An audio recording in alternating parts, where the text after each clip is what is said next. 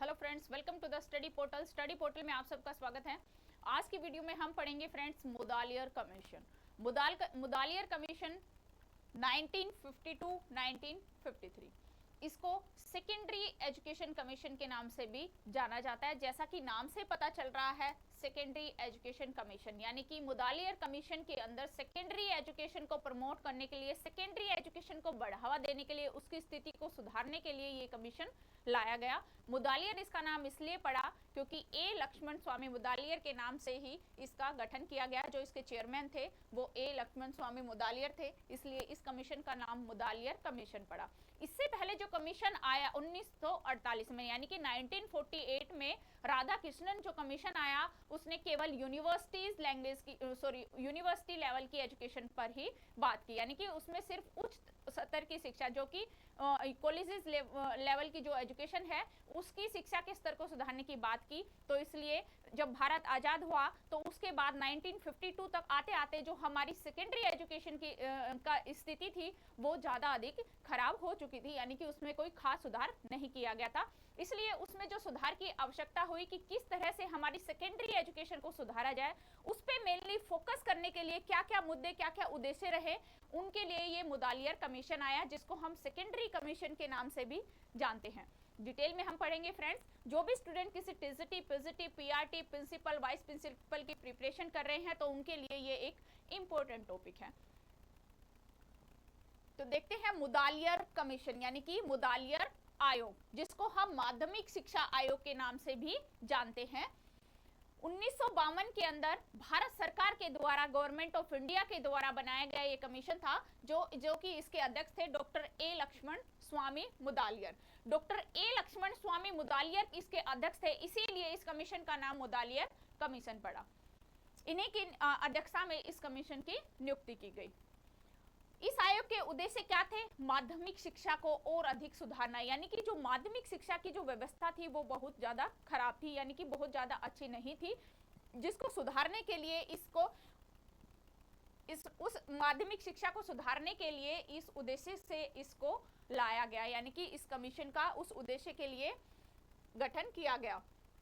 माध्यमिक शिक्षा आयोग ने लगभग सभी पहलू जो कि यानी कि शिक्षा के जो भी पहलू थे माध्यमिक लेवल पर हर तरफ से 1963 में उनकी जांच करके इन्होंने अपनी रिपोर्ट पेश की। 1963 में आयोग की जो मुख्य सिफारिशें थी, सबसे मेन था कि जो हमारा माध्यमिक शिक्षा का जो करिकुलम था उसको चेंज किया गया, यानी कि करिकुलम में जो चेंजेस किए गए, जो हमें कमियां नजर आई, उसका जो पाठ्यक्रम था उसको अलग अलग जगहों पे अलग अलग चीजों को, अलग अलग सब्जेक्ट्स को उसके अंदर शामिल किया गया, यानी कि विविध पाठ्यक्रमों के साथ उच्चतर माध्यमिक प्रणाली की स्थापना की गई, यानी कि हर लेवल के अंदर पाठ्यक्रम को चेंजेस किया गया।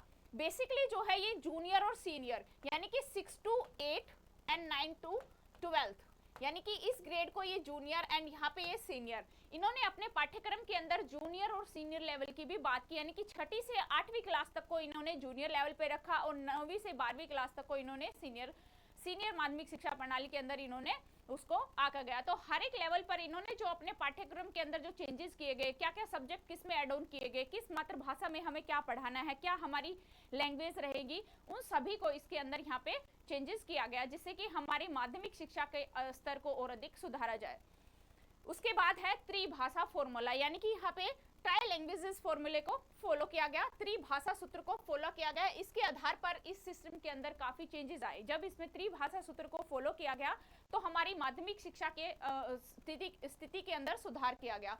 शैक्षिक और व्यावसायिक मार्गदर्शक पर जोर दिया गया, यानी कि हमारी एजुकेशन और वोकेशनल एजुकेशन यानी कि शिक्षा भी और व्यावसायिक शिक्षा भी, इसके मार्गदर्शन पर अधिक जोर दिया गया कि इस तरह की एजुकेशन दी जाए ताकि उससे व्यावसायिक जो है उत्पन्न किया जा सके, यानी कि वोकेशनल ट्रेनिंग भी यहाँ पे उस पर भी ज्यादा अधिक जोर दिया गया। परीक्षा प्रणाली यानी कि जो एग्जामिनिंग सिस्टम था, यानी कि जो एग्जामिनेशन का जो सिस्टम था उसको सुधार किया गया, उसमें कुछ चेंजेस किया गया, किस तरह से एग्जाम कंडक्ट करानी है, कैसे एग्जाम लेने हैं, कब कब लेने हैं, कितने महीने का गैप रखना, उन सब चीजों के अंदर इसमें चेंज किया गया। शिक्षण के तरीके यानी कि टेक्निक्स, ट्रेनिंग्स ऑफ टीचिंग, यानी कि जो भी शिक्षण के तरीके थे उनको चेंज किया गया, उनके स्तरों के अंदर सुधारा गया कि कैसे किस लेवल के अंदर पढ़ाया जाए। इन सिफारिशों के आधार पर शिक्षा के माध्यमिक सलाहकार बोर्ड की जो है स्थापना की गई, यानी कि इन सिफारिशों जो सिफारिशें अभी हमने की, जो भी मैंने बताई, जो सिफारिशें इस बोर्ड ने अपनी रखी थी कि ये चेंजेस हमें करने हैं, उन्हीं के आधार पर इनके लिए एक सलाहकार बोर्ड के द्वारा जो है चर्चा की गई, जिसके अंदर कुछ और संशोधन किए गए और उनको स्वीकार कर लिया गया। पूरे भारत के अंदर उच्च माध्यमिक शिक्षा की एक योजना को शुरू किया गया, यानी कि पूरे भारत के अंदर सभी स्टेटों के अंदर सेंटर के अंदर एक उच्च माध्यमिक शिक्षा बोर्ड यानी कि एक सेकेंडरी बोर्ड, सेकेंडरी एजुकेशन की योजना जो है उसको शुरू की गई, वो लागू की गई, जिसके अंदर AICSE का दायरा भी बढ़ाया गया। राज्यों में शैक्षिक मार्गदर्शक यानी कि शिक्षा के लिए जो मार्गदर्शक है सुविधाएं प्रदान करना, केंद्र में राष्ट्रीय शैक्षिक अनुसंधान और प्रशिक्षण परिषद जिसको NCERT बोलते हैं उसकी स्थापना की गई, यानी कि स्टेट में अपना स्टेट बोर्ड होगा, सेंटर में अपना सेंटर बोर्ड होगा, तो इसलिए NCERT की जो है वो स्थापना की गई, जिससे कि जो करिकुलम है वो सबका सेम करने की यहाँ पे कोशिश की गई कि NCERT की बुक्स को ही जो है यहाँ पे लागू किया जाए। मुदालियर आयोग की सिफारिशें क्या थी? मुदालियर आयोग जो है व्यापक रूप से शोध की बात की, जिसमें माध्यमिक शिक्षा के विभिन्न पहलुओं और भारत के अनेक से हिस्से हैं उनके अंदर जो है मुदालियर आयोग ने अपनी एक रिपोर्ट प्रस्तुत की, जिसके अंदर सबसे पहला था पाठ्यक्रम का गठन, यानी कि जो करिकुलम, स्ट्रक्चर ऑफ करिकुलम है, जो पाठ्यक्रम का गठन है वो कैसे होना चाहिए उसके बारे में जाना, यानी कि पाठ्यक्रम के विकास के बारे में यहाँ पे जानने की बात की गई मुदालियर आयोग में। सेकंड है मिडिल लेवल यानी कि मिडिल स्कूल स्तर, यानी कि मिडिल लेवल पर जो माध्यमिक शिक्षा स्तर था, स्कूली बेसिकली है सेकेंडरी एजुकेशन, यानी कि कमीशन का जब नाम ही सेकेंडरी एजुकेशन है तो बेसिकली इसमें जो ज्यादा फोकस किया गया वो सेकेंडरी एजुकेशन पर किया गया, यानी कि जो मिडिल लेवल की जो शिक्षा थी, जो स्कूल थे, उसमें राजनीतिक, भावनात्मक और सामाजिक आवश्यकताओं को ध्यान में रखता हुआ कि यानी कि उनकी एजुकेशन के साथ साथ उनके अंदर पॉलिटिकल जो थिंकिंग है और उनके अंदर जो सोशल है उन सब चीजों को भी स्टूडेंट के अंदर डाला जाए, जिससे कि बच्चों के अंदर अपने देश के प्रति जागरूकता बढ़े। मिडिल स्कूल के जो चरण थे उनमें अनेक उद्देश्यों को शामिल किया गया, इन सब को पूरा करने के लिए कि बच्चे को एक जागरूक नागरिक बनाया जाए, राजनीतिक भावनात्मक उसके अंदर भरी जाए, सामाजिक आवश्यकताओं को पूरा कर सके। तो इसके अंदर क्या क्या शामिल किया गया कि भौतिक पर्यावरण का ज्ञान हो, कि ये कोशिश की गई माध्यमिक स्तर पर कि हर स्टूडेंट को अंदर ये सिखाया जाए कि भौतिक पर्यावरण का उसको ज्ञान हो, साथ ही में लोकतांत्रिक मूल्यों का विकास हो। हर एक छात्रों में माध्यमिक स्कूली शिक्षा के अंदर ये है कि डेमोक्रेटिक वैल्यू, जो हमारी प्रजातांत्रिक लोकतांत्रिक वैल्यू है, उनके मूल्यों का विकास हो, व्यवसायिक विकास हो, वोकेशनल हो साथ में, यानी कि टीचिंग के साथ साथ जो बच्चे हैं उनको वोकेशनल भी बनाया जाए, यानी कि जैसे ही वो अपनी शिक्षा को खत्म करें तो साथ में वो साथ ही साथ कुछ अपना व्यवसाय भी कर सके, कोई ना कोई रोजगार तक वो पहुंच सके। तो इसलिए व्यवसायिक विकास की आवश्यकता भी यहाँ पे हुई और यहाँ पे बढ़ावा दिया गया व्यवसायिक विकास को। बौद्धिक और सौंदर्यात्मक मूल्यों का विकास, यानी कि इंटेलेक्चुअल और पर्सनैलिटी डेवलपमेंट की बात भी यहाँ पे की गई कि हर स्टूडेंट का इंटेलेक्चुअल जो है डेवलपमेंट किया जाए, साथ में पर्सनैलिटी डेवलपमेंट हो, जो कि बहुत जरूरी जब उस समय नीड महसूस हुई, जो आज के टाइम में भी जरूरत है कि पर्सनैलिटी डेवलप होनी चाहिए। तो इन सब चीजों के ऊपर विशेष रूप से माध्यमिक स्तर पर जोर दिया गया और इन सब चीजों को सुधारने के लिए ही यहाँ पे सिफारिशें की गई। जो मिडिल स्कूल का पाठ्यक्रम था, यानी कि जो हमारा सीनियर सेकेंडरी जो सेकेंडरी पाठ्यक्रम था करिकुलम, उसके अंदर क्या क्या सुझाव दिया गया। करिकुलम के अंदर सबसे पहले शामिल किया गया भाषा, यानी कि लैंग्वेज को। तो लैंग्वेज क्या होनी चाहिए? मातृभाषा होनी चाहिए या फिर मूल भाषा होनी चाहिए, राष्ट्रीय भाषा और अंतर्राष्ट्रीय भाषा, ये तीनों जो है इनमें से कोई भी लैंग्वेज आपके पास होनी चाहिए, मातृभाषा, मूल भाषा, राष्ट्रीय भाषा और अंतर्राष्ट्रीय भाषा। यहाँ पे ये बात करते हैं लैंग्वेज की, लेकिन अभी क्लियर ही नहीं है कमीशन के पास कि किस लैंग्वेज पे ज्यादा अधिक फोकस किया जाए। तो ये कमीशन की कमी रही थी, लैंग्वेज के लिए कोई मतलब कि क्लियरली जो है बात यहाँ पे लैंग्वेज की नहीं की गई, जैसा कि यहाँ पे भी है मातृभाषा भी, मूल भाषा भी, राष्ट्रीय भाषा भी, अंतर्राष्ट्रीय भाषा भी। सेकंड चरण में बात की है, सेकंड में कि क्या क्या विषय को ऐड किया जाए। जब हम सेकंड स्टेज में विषय को पढ़ाएंगे लैंग्वेज के बाद, तो उसमें आपके पास सोशल स्टडीज यानी कि सामाजिक अध्ययन हो, सामान्य विज्ञान जनरल साइंस हो, अंक शास्त्र मैथमेटिक्स हो, कला विज्ञान आर्ट एंड म्यूजिक हो, फिजिकल एजुकेशन हो यानी कि व्यायाम शिक्षा, शिल्प एंड क्राफ्ट, ये सभी सब्जेक्ट्स है जो आपको मध्य चरण में पढ़ाए जाने वाले विषय के अंदर आपके करिकुलम में शामिल किए गए। उच्चतर माध्यमिक स्तर पर उच्चतर माध्यमिक स्तर पर बात की गई है, 2 श्रेणियों में जो है करिकुलम पाठ्यक्रम को बांटा गया है। नंबर 1 है मुख्य पाठ्यक्रम, जिसके अंदर क्या क्या शामिल है। मुख्य पाठ्यक्रम के सबसे पहले आपके पास लैंग्वेज, नंबर 2 पे जनरल साइंस, फिर social studies, elementary, mathematics and craft. ये है आपका मुख्य करिकुलम, यानी कि जो आपका मेन करिकुलम रहेगा 2 स्तर पे जिसको डिवाइड किया गया है, उसमें ये आपके मेन करिकुलम के सब्जेक्ट्स रहेंगे। साथ ही में 2nd नंबर पे जो आपका मेन करिकुलम है उच्चतर पाठ्यक्रम, उसमें जो है 3 विषय बनाए गए, यानी कि 3 समूहों में इसको डिवाइड किया गया। फर्स्ट समूह में क्या रहेगा, पहला जो रहेगा मानविकी समूह, जिसके अंदर आपको इतिहास, भूगोल, अर्थशास्त्र, मनोविज्ञान, गणित, इस टाइप के आदि इन विषयों को इसके अंदर शामिल किया गया। यदि आप इस समूह में हैं तो ये सभी विषय आपके सब्जेक्ट्स रहेंगे। साथ में है 2nd समूह, यानी कि दूसरा जो ग्रुप बनाया गया उसके अंदर है विज्ञान समूह, भौतिकी, रसायन विज्ञान, गणित, भूगोल, स्वास्थ्य और स्वच्छता। ये है आपके दूसरे समूह के विषय। इसके बाद है तीसरा समूह तकनीकी समूह। तकनीकी समूह जिसके अंदर अनुप्रयुक्त गणित, अनुप्रयुक्त विज्ञान, मैकेनिकल इंजीनियरिंग के तत्व और इलेक्ट्रॉनिक इंजीनियरिंग, यानी कि ये आपका टेक्निकल ग्रुप है। इसके अंदर आपके टेक्निकल के सभी विषय जो सब्जेक्ट्स है वो इसमें शामिल किए गए। इसके बाद है आपका 4th ग्रुप वाणिज्यिक ग्रुप, जो कि कॉमर्स ग्रुप है। वाणिज्य, अर्थशास्त्र, बहीखाता, आशुलिपि, टाइपराइटिंग आदि विषयों को इसके अंदर शामिल किया गया। 5th जो आपका ग्रुप है वो है एग्रीकल्चर ग्रुप, यानी कि कृषि समूह, जिसके अंदर पीढ़ी कृषि, बागवानी, कृषि वनस्पति विज्ञान और रसायन विज्ञान, इन सभी सब्जेक्ट्स को जो है इस 5वें समूह के अंदर शामिल किया गया। इसके बाद है 6ठा समूह, जिसको ललित कला समूह यानी कि fine arts group, fine arts के रूप में भी जाना जाता है, जिसके अंदर आपकी कला, चित्रकला, संगीत, नृत्य आदि विषयों को इसमें शामिल किया गया। 7 ग्रुप जो है गृह विज्ञान समूह, यानी कि गृह विज्ञान जो आपका होम साइंस का जो ग्रुप है उसके अंदर आपकी गृह अर्थशास्त्र, पोषण, पाक कला, मदर क्राफ्ट, बाल देखभाल, गृह नर्सिंग आदि जो विषय है उनको इसमें शामिल किया गया। तो ये है आपका ग्रुप नंबर 7। इस तरह 7 ग्रुपों के अंदर इन्होंने अपने कार्य जो पाठ्यक्रम था उसको डिवाइड किया गया, यानी कि माध्यमिक स्तर पर, सेकेंडरी एजुकेशन लेवल पर जो माध्यमिक शिक्षा थी उसके अंदर करिकुलम को किस तरह से डिवाइड किया गया, तो 7 ग्रुप के अंदर इन्होंने डिवाइड किया। इसके बाद है पाठ्यक्रम निर्माण सिद्धांत, यानी कि करिकुलम को जो बनाया जाएगा उसका निर्माण किया जाएगा वो किन किन सिद्धांतों के ऊपर किया जाएगा, यानी कि किन किन बातों को ध्यान में रखकर उसका निर्माण किया जाएगा। तो माध्यमिक शिक्षा आयोग के अंदर जो है पाठ्यक्रम सिद्धांत के लिए अनेक बिंदुओं को ध्यान में रखा गया, जैसे कि सबसे इंपॉर्टेंट है अनुभव की समग्रता।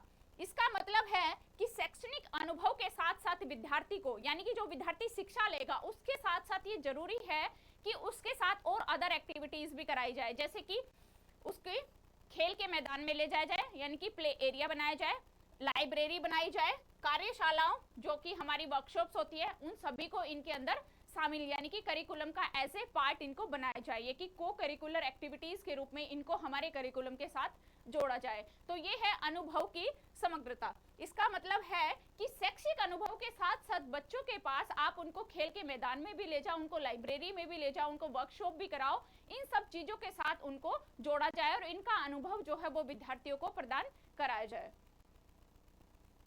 सेकंड है विविधता और लोच का सिद्धांत। अब इसमें क्या है, आयोग ने लचीले पाठ्यक्रम का समर्थन किया जो छात्र की रुचि, आवश्यकता और जीवन से संबंधित है, यानी कि आयोग ये चाहता था कि इस तरह का करिकुलम बनाया जाए कि जिस छात्र की जिस विषय में रुचि हो, जिस फील्ड में वो जाना चाहे, उसी तरफ उसको उन्हीं विषयों का उसको ज्ञान दिया जाए, यानी कि वही विषय जो है वो ले सके जो उसके जीवन से संबंधित हो, उसमें उसके जीवन से संबंधित ज्ञान, उनकी आवश्यकताएं, जो उसका इंटरेस्ट है वो सब चीजें उसके अंदर शामिल हो। अवकाश का सिद्धांत, इसमें क्या किया गया कि छात्र जो है उनको काम और अवकाश दोनों के लिए प्रशिक्षित करने में समर्थ होना चाहिए, यानी कि सक्षम होना चाहिए। सहसंबंध का सिद्धांत, सहसंबंध में क्या था कि जो हमारा करिकुलम है उसके जो सब्जेक्ट्स है वो एक विषय का दूसरे विषय के साथ संबंध होना चाहिए, यानी कि एक विषय का दूसरे के साथ संबंध हो, साथ ही में उन विषयों का हमारा वास्तविक जीवन के साथ भी को रिलेट करके हम उनको पढ़ाए, उनका रिलेशन हो हमारे वास्तविक, हमारी मतलब की लाइफ के साथ ही वास्तविक जीवन से, अनुभव से संबंधित हो। और ये जानकारी ही संपूर्ण नहीं कि केवल किताबी ही ज्ञान उनको दिया जाए, नहीं, इसके अलावा उनको रियल लाइफ का भी ज्ञान जो है वो दिया जाए। नेक्स्ट है समुदाय केंद्रितता का सिद्धांत, यानी कि पाठ्यचर्या में जो है वो सामुदायिक जीवन से संबंधित होनी चाहिए। जो सामुदायिक जीवन है उससे संबंधित ही जो हमारी पाठ्यचर्या है, जो डेली की जो हम एक्टिविटीज में कराएंगे वो चीज उसके अंदर शामिल होनी चाहिए। उत्पादकता कार्य को महत्व देना, प्रोडक्टिविटी के काम को ज्यादा अधिक महत्व देना, सैद्धांतिक ज्ञान के साथ व्यवहारिक ज्ञान भी शामिल करना, यानी कि वोकेशनल ट्रेनिंग को भी इसके अंदर शामिल, व्यवहारिक ज्ञान को भी इसके अंदर शामिल किया गया। नेक्स्ट है पाठ्य पुस्तकों पर सिफारिशें। अब बात आती है जो हमारी टेक्स्ट बुक होती है कि टेक्स्ट बुक का किस तरह से हम चयन करें, कौन सी टेक्स्ट बुक किस लेवल पर आएगी, कौन सी टेक्स्ट बुक किस विषय के अंदर यानी कि किस ग्रुप के अंदर जो है शामिल की जाए। तो यहाँ पे चयन की बात है, पाठ्य पुस्तकों पर सिफारिश। चयन और सुधार के लिए एक उच्च स्तर पाठ्य पुस्तक समिति का गठन किया जाना चाहिए, जो कि इसके लिए ये निर्धारित कर सके, यानी कि एक पाठ्य पुस्तक समिति का गठन किया जाना चाहिए। पाठ्य पुस्तकों को बार बार बदलाव से हतोत्साहित किया जाना चाहिए, यानी कि पाठ्य पुस्तकों में हर बार चेंजेस के लिए हतोत्साहित किया जाना चाहिए। अध्ययन के प्रत्येक विषय पाठ्य पुस्तक पर निर्धारित नहीं की जानी चाहिए, यानी कि हर एक टॉपिक जो पढ़ाए वो एकल पाठ्य पुस्तक निर्धारित नहीं की जानी चाहिए, कि केवल एक ही पाठ्य पुस्तक पर निर्धारित नहीं होना चाहिए। पुस्तकों में से किसी भी समुदाय, धर्म, सामाजिक रीति रिवाज या इसके अलावा कोई भी घृणा, शत्रुता नहीं फैलानी चाहिए, यानी कि कोई भी ऐसी बुक या ऐसी टेक्स्ट बुक नहीं बनानी चाहिए जिसमें किसी धर्म को स्पेसिफिक बात की गई हो या किसी भी रीति रिवाज के प्रति बच्चे के मन में हीन भावना आ जाए। तो ऐसी कोई पाठ्य पुस्तक ना हो जिसके अंदर किसी भी धर्म, समुदाय और इनके प्रति, सामाजिकता के प्रति जो है हीन भावना या शत्रुता आए, ऐसे नहीं होना चाहिए। शिक्षण विधियों की सिफारिश।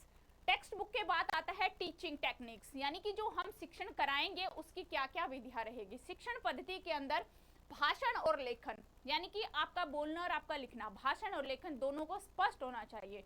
आपकी सोच, आपकी अभिव्यक्ति को विकसित करने के लिए अवसर प्रदान किए जाए, यानी कि आप क्या सोच रहे हैं और क्या अभिव्यक्त कर रहे हैं, क्या आप राइट कर रहे हैं, उसके लिए जो है आपको अवसर प्रदान किया जाए। शिक्षण की विधियां गतिविधि आधारित होनी चाहिए, यानी कि जो हमारी पढ़ाने की जो तकनीक जो है, टेक्निक्स है, वो गतिविधि पर आधारित होनी चाहिए। नेक्स्ट है शिक्षण जो है वो व्यक्तिगत भिन्नता का ध्यान रखना चाहिए। जो हम शिक्षण कराते हैं उसमें व्यक्तिगत भिन्नता को भी हमें ध्यान में रखना चाहिए कि हर व्यक्ति का लेवल, हर स्टूडेंट का लेवल जो है अलग होता है, हर स्टूडेंट की ग्रेसिव पावर जो है वो अलग होती है। इसे वांछनीय मूल्यों दृष्टिकोण से विकसित करना चाहिए। प्रयोगात्मक यानी कि जो प्रैक्टिकल है, जो प्रदर्शन की विधियां हैं, उन पर ज्यादा अधिक ध्यान दिया जाना चाहिए, यानी कि प्रैक्टिकल जो वर्क है उसके अंदर जो है प्रैक्टिकल के ऊपर, एक्टिविटीज पर कि क्या हमें प्रदर्शन कर रहे हैं, इन सब टेक्निक्स पर ज्यादा अधिक ध्यान दिया जाना चाहिए, यानी कि प्रैक्टिकल चीजें ज्यादा होनी चाहिए हमारी एजुकेशन के अंदर। परीक्षा प्रणाली में सुधार के हेतु सिफारिशें। परीक्षा प्रणाली के अंदर अब क्या क्या सुधार किया गया, तो सबसे पहले क्या था, बाहरी परीक्षाओं की संख्या कम की जानी चाहिए, यानी जो बाहरी परीक्षाएं हैं उनको कम किया जाना चाहिए। उनकी जो नंबर ऑफ पावर्स थी कि इतनी 6 होनी चाहिए, 7, तो उसको कम किया जाना चाहिए। वस्तुनिष्ठ पर्सन के निबंध के आधार पर पर्सन को कम किया जाना चाहिए, यानी कि जो लॉन्ग ऐसे टाइप क्वेश्चन होते हैं उनको जो है कम किया जाना चाहिए। यानी जो हमारा एग्जाम पैटर्न है उसके अंदर जो सुधार किए गए, जो चेंजेस की बात की गई वो है ये सब, कि किस तरह से क्वेश्चंस को कम किया जाना चाहिए, किस टाइप के क्वेश्चन को कम करना है, नंबर ऑफ जो क्वेश्चनिंग्स है उसको घटाना है, या नंबर ऑफ जो एग्जाम्स है उनको कम करना है। परीक्षण की प्रकृति रटने को हतोत्साहित करने वाली और बुद्धिमान समझने होनी चाहिए, यानी कि जो परीक्षण की जो प्रकृति है वो रटने को हतोत्साहित करने वाली और बुद्धिमान समझ को प्रोत्साहित करने वाली होनी चाहिए, जिससे कि परीक्षण का संबंध जो है वो तर्क संगत समझ से होना चाहिए, यानी कि रीजनिंग बेस्ड क्वेश्चन जो है यहाँ पे होने चाहिए। प्रत्येक छात्र का स्कूल रिकॉर्ड रखा जाना चाहिए कि हर स्टूडेंट का क्या स्कूल में रिकॉर्ड रहा है, क्या उसका एजुकेशन रिकॉर्ड है, क्या उसका मोरल रिकॉर्ड है, तो हर तरह से एक स्टूडेंट का रिकॉर्ड जो है वो उसके अंदर रखा जाना चाहिए। मुदालियार आयोग ने 5 सूत्रीय पैमाने की बात की, तो जो मेन छात्र के लिए जो 5 उसने बिंदु, मुख्य बिंदु बताए, वो है नंबर 1 उसकी पहचान, उसकी आइडेंटिफाई, सेकंड पे है क्रेडिट, सी पे है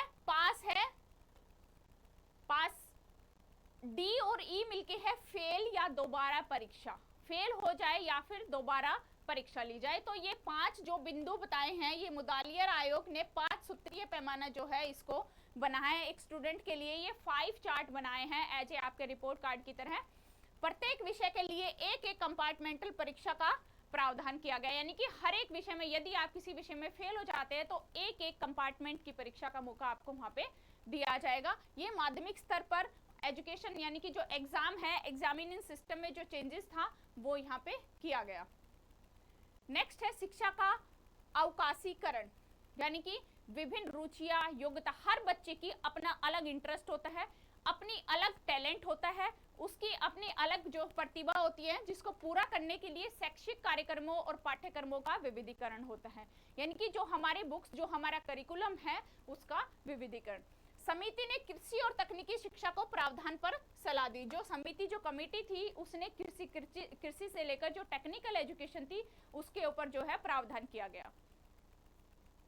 शिक्षा में मार्गदर्शन, यानी कि शिक्षा के अंदर क्या मार्गदर्शन होगा, शिक्षा, व्यक्तिगत, सामाजिक मार्गदर्शन और विद्यालयों के अंदर मार्गदर्शक अधिकारी और करियर मास्टर की नियुक्ति की जाए। यानी कि यदि कोई स्टूडेंट है, उसको ये क्लियर नहीं होना है कि उसको क्या करना है, आगे जाके क्या स्ट्रीम लेनी है, कौन से सब्जेक्ट चाहिए, कहाँ उसकी रुचि है, क्या उसको बनना है, तो इसके लिए क्या होना चाहिए, शिक्षा के लिए एक काउंसलर, एज ए काउंसलर जो है आपके स्कूल के अंदर एक जो आपका आपको सही से मार्गदर्शक कर सके किसी व्यक्ति की पर्सनैलिटी के लिए, उसकी सोशल सामाजिक मार्गदर्शन के लिए, तो आपके पास विद्यालय के अंदर एक काउंसलर, एज ए काउंसलर और एज ए करियर मास्टर जो टीचर हैं उनकी नियुक्ति होनी चाहिए, जो बच्चों को सही से मार्गदर्शक कर सके। चरित्र की शिक्षा, मोरल एजुकेशन, चरित्र की शिक्षा में क्या है, शिक्षकों और छात्राओं के बीच घनिष्ठ संबंध, यानी कि टीचर स्टूडेंट के बीच आपस में संबंध होना चाहिए। ये नहीं कोई हेजिटेशन है या स्टूडेंट टीचर से कुछ पूछ नहीं पा रहा है, कुछ बात नहीं बता कि क्या उसको जानना है क्या नहीं, वो कुछ नहीं पूछ पा रहा है, ऐसा नहीं होना चाहिए। मतलब दोनों के बीच गुड रिलेशनशिप होनी चाहिए। एनसीसी स्काउट शिविर, यानी कि सेकेंडरी लेवल पर जो है इस कमीशन के बाद एनसीसी को लागू किया गया। काफी स्कूलों में जो है एनसीसी स्काउट्स को जो है यहाँ पे लागू किया गया। स्कूली शिक्षा, सह पाठ्यचर्या और पाठ्येतर दोनों गतिविधियों को शामिल किया जाना चाहिए, यानी स्कूली शिक्षा के अंदर आपके जो करिकुलम है और आपकी को करिकुलर एक्टिविटीज है उनको इसमें शामिल किया जाना चाहिए। प्राथमिक चिकित्सा, जूनियर रेड क्रॉस का काम शुरू किया जाना चाहिए। आपका जो प्राथमिक चिकित्सा होती है, जो आपका फर्स्ट एड, वो और जूनियर रेड क्रॉस, इसका काम जो है स्कूलों में शुरू होना चाहिए। मुदालियार आयोग की और जो अन्य सलाह थी, उनके अलावा छात्रों का शारीरिक कल्याण, शिक्षकों की स्थिति में सुधार, यानी कि जो शिक्षक है, जो टीचर है, उनकी स्थिति में सुधार किया जाए। शिक्षकों का प्रशिक्षण किया जाए, यानी कि टीचर्स को ट्रेनिंग दी जाए और अच्छे से ट्रेनिंग की कैसे अच्छे से अच्छे तरीकों से बच्चों को पढ़ाया जा सके। और प्रशासन और वित्त, यानी कि जो हमारा एडमिनिस्ट्रेटर है, जो हमारी फाइनेंशियल नीड है स्कूल्स की, उनको और अधिक कैसे स्ट्रॉन्ग किया जाए। तो ये थी इसकी मुदालियार आयोग की सलाह। तो ये था हमारा सेकेंडरी कमीशन। आई होप आपको समझ में आया होगा। फिर मिलेंगे नेक्स्ट कमीशन के साथ। Thank you.